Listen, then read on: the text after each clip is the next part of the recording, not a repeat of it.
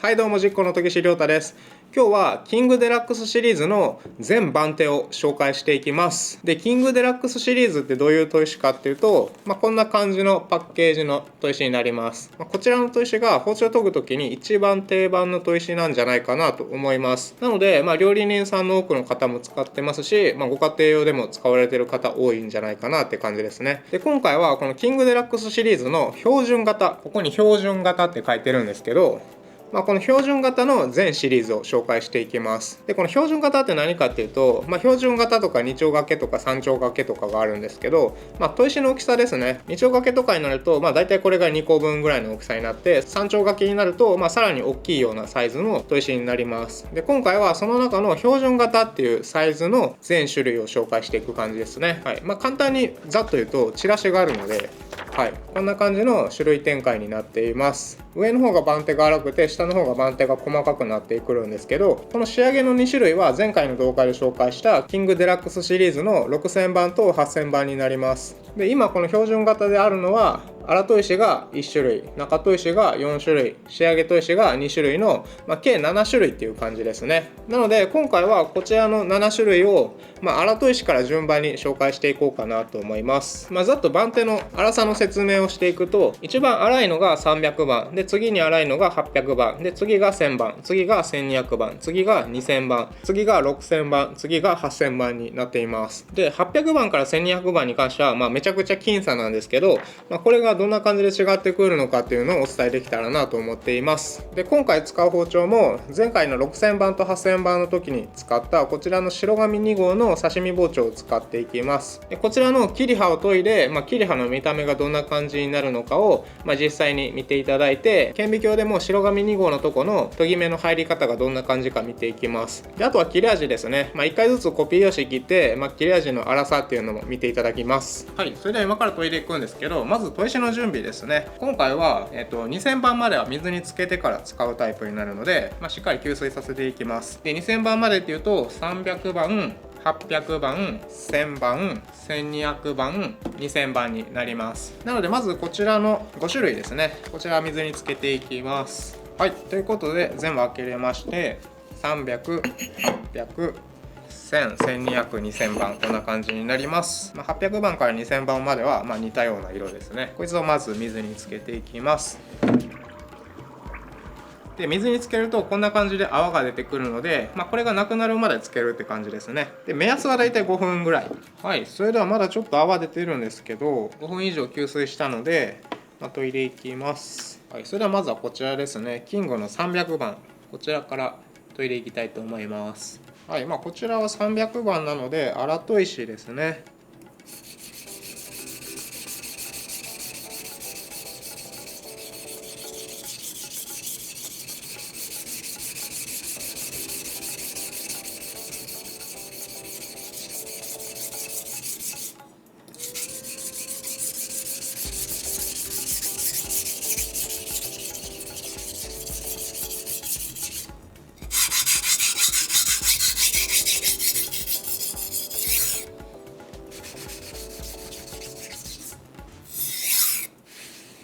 はい、それではこれで粗砥石の研ぎ終わりです。やっぱり研磨力高いので、粗砥石はすぐ終わりますね。はい、それでは研ぎ終わりの見た目見ていただきます。こんな感じです。こちらの砥石、粗砥石の300番になるんですけど、しっかり包丁も削れてくれて、かなり研ぎやすかったです。粗砥石っていうと240番あたりの砥石を一番よく使われるんですけど、こちらの300番もめちゃくちゃ使いやすくて、包丁の形作りとかハケとかの修正にめちゃくちゃ重宝するんじゃないかなと思います。はい、それでは粗砥石の切れ味見ていきます。こちらのコピー用紙切っていきます。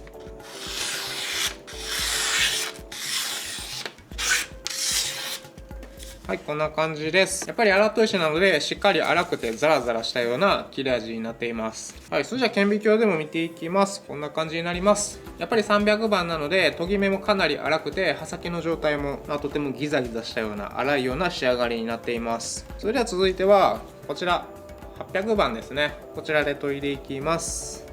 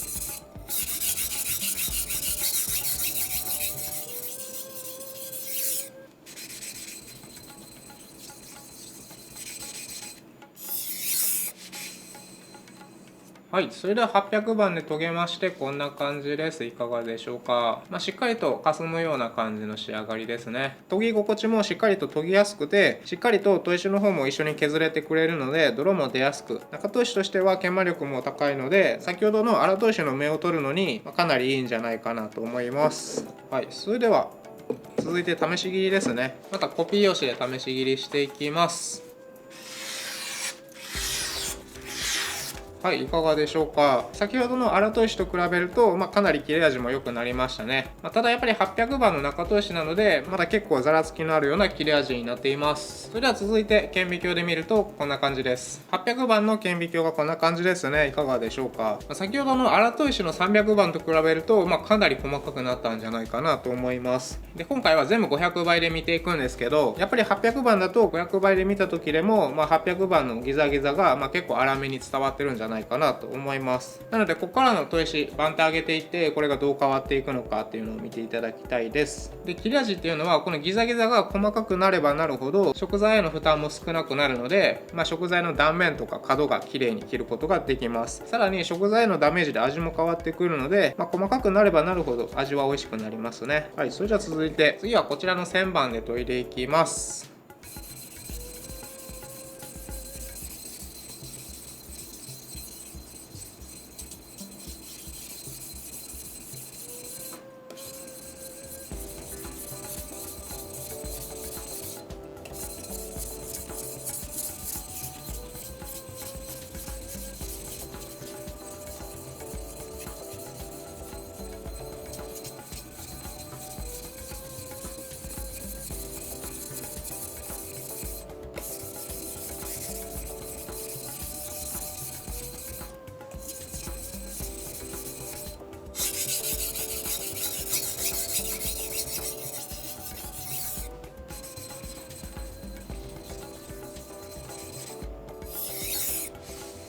それでは旋盤の仕上がりがこんな感じになります。いかがでしょうか。旋盤の研ぎ感としては先ほどの800番よりも砥石の硬さを感じるような研ぎ感になっていました。なので研ぎやすさ的には800番の方がサクサク研げて滑走感もよく研ぎやすかったかなと思います。で、包丁の見た目はそこまで大きくは変わってないですね。はい、ということで続いては切れ味のチェックしていきます。はい、いかがでしょうか。切れ味は先ほどの800番と比べると、明らかに1000番の方が滑らかになってますね。刃の進み具合も先ほどの800番よりも抵抗がなくて、かなり切りやすかったです。ただやっぱりここも中砥石で1000番なので、まだざらつきのあるような切れ味になっています。それでは続いては顕微鏡を見ていただきます。1000番いかがでしょうか。やっぱり800番の刃先と比べると、かなりギザギザが細かくなっていますね。で、研ぎ目の方もかなり細かくなってきたんじゃないかなと思います。やっぱりこの研ぎ目の線の数が800番と比べるとかなり本数も増えて浅いような研ぎ目になっていますね。ということでサクサクいきましょう。続いてはこちらですね。1200番で研いでいきます。1200番はさらに1000番よりも少し細かいような感じの砥石です。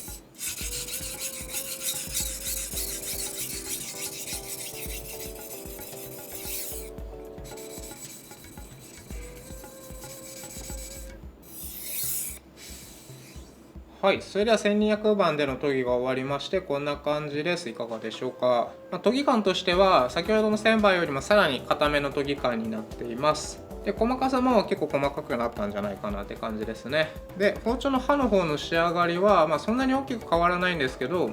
ややこの鋼の白紙2号の部分だけ光ってきたんじゃないかなと思います。で、この800番、1000番、1200番なんですけど、徐々に硬くはなってきてるんですけど、それでも全然めっちゃ硬すぎるってわけではないので、砥石もしっかり減ってくれて研磨力も高いような砥石になっています。はい、それでは続いて試し切りしていきます。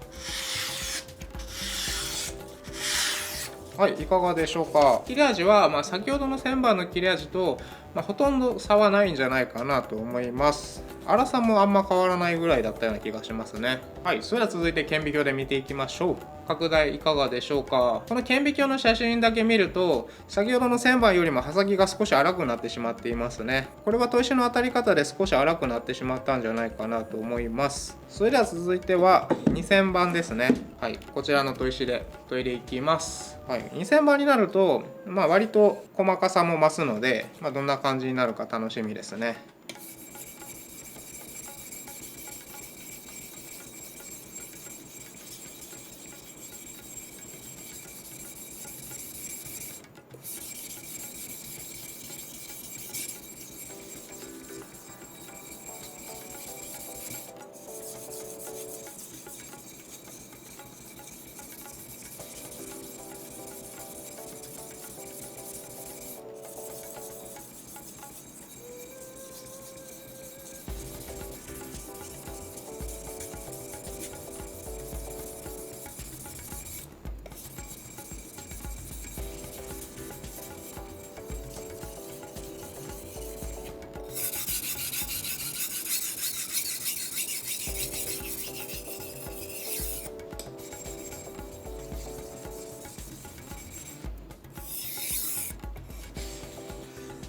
はい、それではこれで2000番の研ぎも終わりました。では2000番で研いだ時の見た目がこんな感じになります。いかがでしょうか。やっぱり2000番になると砥石の硬さもしっかり出てくるので、やや少し泥も出にくくなってきてます。やっぱり研ぎやすさ的には1000番とか800番らへんの方が研ぎやすいですね。加速感もいいです。で、包丁の見た目も番手が細かくなって少し硬くなってきたので、鋼の方も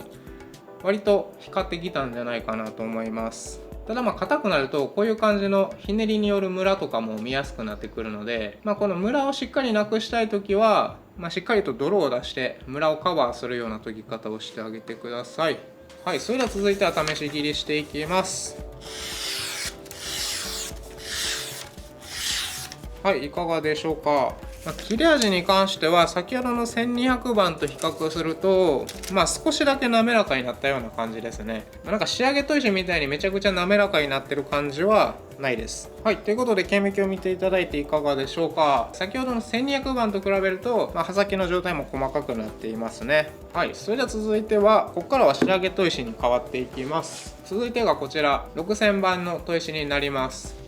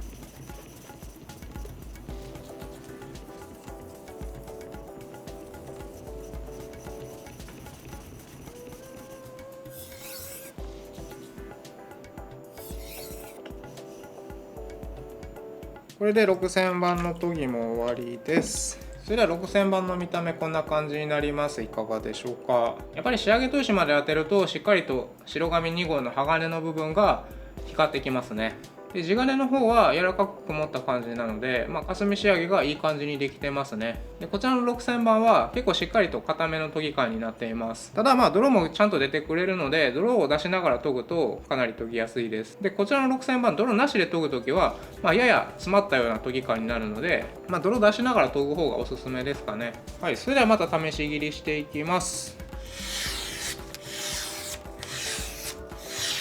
はい、いかがでしょうか。先ほどの2000番と比べると結構細かくなったんじゃないかなと思います。なので切ってる時のスムーズ感っていうのも2000番よりもスムーズになってますし、切ってる時の粗さですね、ギザギザ具合も細かくなってるような感じになります。ただ仕上げ砥石の中では少しやっぱ粗めの切れ味って感じです。それでは続いて顕微鏡を見ていきます。はい、ということで顕微鏡いかがでしょうか。やはり2000番と比べると研ぎ目の深さ粗さっていうのもかなり細かくなって浅くなっています。で刃先のギザギザ具合も整列されて細かい均等なギザギザ具合になってきてるんじゃないかなって感じですね。でそういう意味では1000番の時はちょっと深いとことか、細かいとことかが、入り乱れてて、不均一なギザギザだったかなと思います。はい、それでは続いてこちら最後の砥石ですね。8000番の砥石を当てていきます。ちなみにこの8000番の砥石は前回使って、めちゃくちゃお気に入りだなと思った8000番になります。仕上げ砥石の中でもかなり使いやすいですね。キングデラックスシリーズ以外の砥石で見てもかなり使いやすい砥石でした。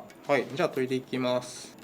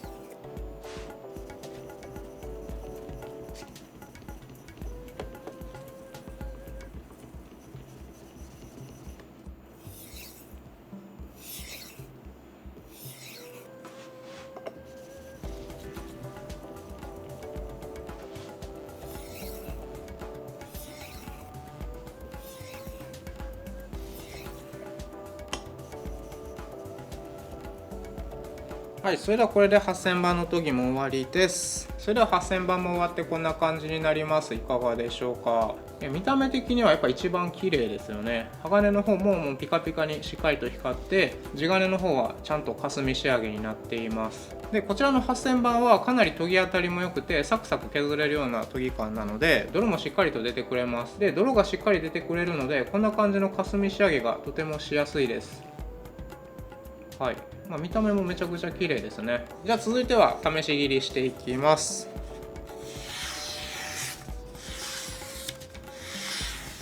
切れ味の滑らかさも先ほどの6000番よりさらに上がっているかなと思います。で8000番になると切れ味のこのスムーズさ、進み具合っていうのは、そんなに大きくは変わってこないんですけど、このザラザラ感がかなり減りますね。はい、それでは続いては顕微鏡で見ていきます。ということで8000番の顕微鏡での写真いかがでしょうか。6000番と比べると、研ぎ目もかなり細かくなってるんじゃないかなと思います。なので6000と8000の違いでは傷の浅さがだいぶ8000番の方が浅いですね。で刃先の細かさでいうとやっぱり刃先の細かさっていうのも8000番の方がより細かくなっています。でこのギザギザの縦の深さも8000番の方がギザギザが低くて細かいギザギザになっています。はい、ということで今回はキングデラックスシリーズを全種類当ててみたんですけどいかがだったでしょうか。粗砥石の300番から仕上げ砥石の8000番まで当てたので、かなり違いが分かったんじゃないかなと思います。切れ味の違いもしっかりと粗砥石は粗くて仕上げ砥石はしっかりと滑らかな切れ味になってたので、かなり違いが出て面白かったかと思います。であと、800番1000番1200番とか6000番と8000番みたいに、ちょっと僅差なとこの差っていうのも分かりやすく出たんじゃないかなと思っていますので、そこら辺もキングデラックスシリーズの砥石買うかどうかとか、どの砥石を買うか悩んでいる方にも参考になれば幸いです。でそれぞれの砥石の、僕の個人的な使い方をまとめると、300番はしっかりとした研磨力があるので、包丁の形作りだったり掛けの修正だったりの時にかなり重宝するかなと思います。で300番なので、傷がめちゃくちゃ深く入るってこともないので、ちょっと研いでいない包丁の研ぎ始めの砥石としてもかなりいいんじゃないかなと思います。なので300番からスタートして、しっかり包丁を薄く仕上げて次の中砥石に進むっていう感じもかなりいいですね。で続いて800番1000番1200番なんですけど、800番が研ぎ感的には一番研ぎやすかったです。で日々のメンテナンスで使い始める砥石としては、800番がいいんじゃないかなと思います。でこの800番から始める時は仕上げ砥石を当てる前提の砥石ですね。やっぱり800番1000番1200番だと800番がちょっと1個2個ぐらい切れ味的には下になってくるので、中砥石だけで仕上げたいという方は1000番1200番あたりがおすすめです。で1000番1200番じゃあどっちがいいかというと、1200番の方が細かくて少し硬めで研磨力も落ちてくるので、包丁を頻繁に毎日研がれる方っていうのは、1200番スタートの方がいいんじゃないかなという感じですね。で1週間に1回研ぐって方は1000番がいいかなと思います。で続いて2000番なんですけど、2000番は砥石1個で何でもしたいという方は2000番がいいかなと思います。やっぱり先ほどの800番1000番1200番は中砥石なので、どうしても切れ味的にはそんなに良くないので、それでしたら2000番1本で何でもする方が、切れ味もそこそこ良くて、そこそこ削れてくれるので、頻繁に研ぐ人、それこそ先ほど1200番で言ってた毎日研ぐ方っていうのはこちらの2000番にして2000番だけで刃付けまでしてあげるっていうのがいいかなと思います。でさっきの1200番スタートの毎日研がれる方はやっぱり1200番だと、仕上げ砥石後でいう6000番とか8000番まで当てる方がおすすめです。で続いてその6000番と8000番なんですけど、6000番の方が少し切れ味が粗いような切れ味で、8000番の方がより細かいような切れ味になります。なので食材の味とか、断面とかをきれいにしたいという時はやっぱり8000番の方がいいです。で6000番はどっちかというと、少し粗めの切れ味になるので、硬めの野菜とか切る時に滑りやすくて、切りにくい食材とかを切る時っていうのは、6000番の方が切りやすかったりします。であと包丁の見た目に関しては、8000番の方が全然綺麗です。で研ぎ感も8000番の方が研ぎやすいですね。なので、6000番か8000番どちらか買うっていうのであれば僕は8000番の方がおすすめです。以上がキングデラックスシリーズのそれぞれの砥石の、簡単なまとめになります。で今回はキングデラックスシリーズの紹介をしてきたんですけど、他にもこの砥石のことについて教えてほしいっていうのがあればぜひコメント欄の方によろしくお願いします。それでは今回も最後までご視聴いただきありがとうございました。今回の動画が少しでもいいと思った方はグッドボタンとチャンネル登録よろしくお願いします。ではまた次回の動画でお会いしましょう。バイバイ。